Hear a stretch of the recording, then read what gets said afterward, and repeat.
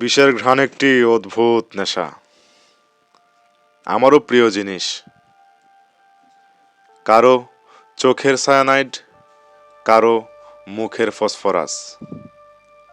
তবে আমার ধ্রুবতর বিশ্বাস, আমার প্রত্যাশাগুলোকে ঘিরে আছে অলৌকিক হিলিয়াম। যখনই আমি প্রত্যাশার কুল ঘেঁষেছি, তখনই আমার দাহ্য হয়েছে মন, মস্তিষ্ক, সত্তা। আমার শহরটা একটু অদ্ভুত রে।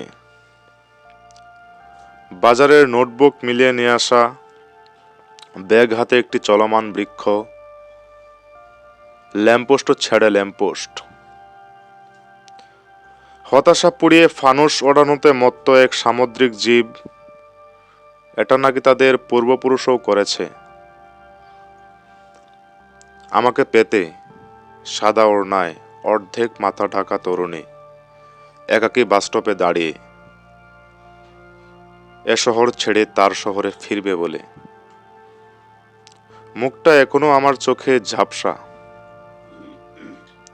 সদ্য ভাঙা চায়ের কাপ, যা থেকে এখনো চায়ের বাষ্প উঠছে।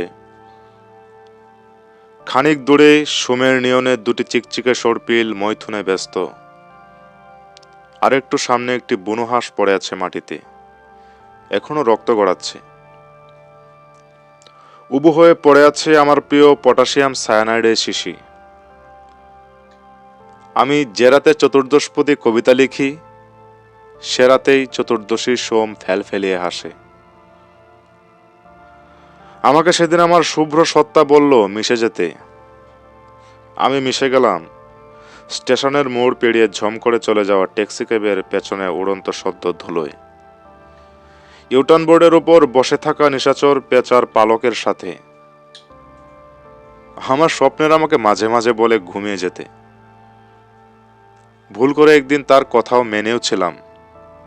তখন আমাকে মিশে যেতে হয়েছিল শিশিরের সাথে, যেখান থেকে মৃত্যুকে খুব কাছ থেকে দেখা যায়। বহুদিন আগের কথা, একদিন গিয়েছিলাম ব্রম ডুচারের কাছে।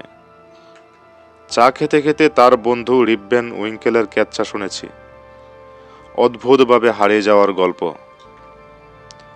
সময়ের কাছ থেকে জেনেছি, বেচারা আর 2 বছর বাঁচলে বন্ধু রিবকে দেখে যেতে পারত বাহ্যিক উন্মাদের বেশে।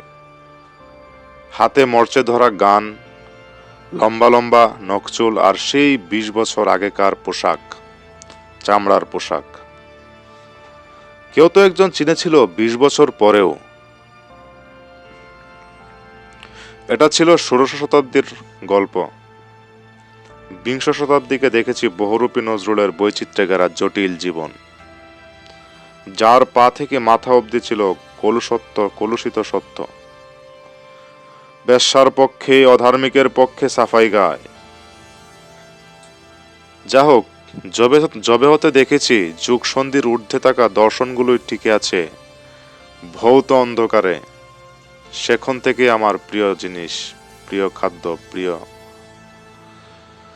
বস্তু বিষ। ধন্যবাদ।